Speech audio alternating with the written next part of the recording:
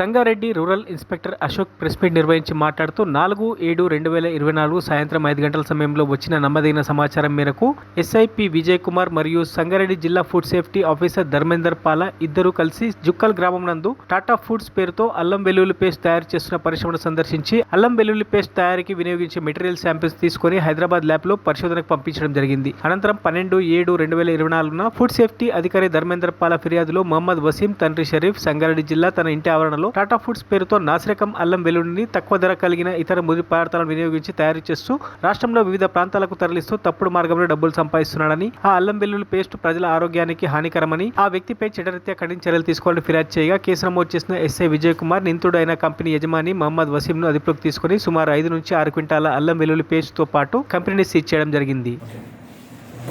మా ఎస్పీ గారి ఆదేశాల మేరకు మాకు నమ్మదగిన సమాచారం వస్తే ఫుడ్ ఇన్స్పెక్టర్ గారు, నేను, మా ఇన్స్పెక్టర్ గారు అందరం కలిసి తాహా ఫుడ్స్ అని ఒక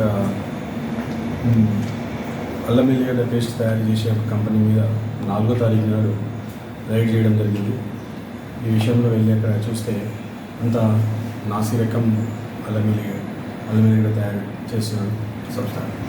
దీని క్వాలిటీ లెస్.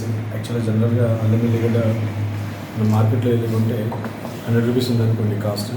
ఇది ఒక 20 రూపీస్కి 15 రూపీస్కి అట్లా కేజీ లూజ్ వేస్ట్ అల్లం వెల్లిగడ్డ అవి.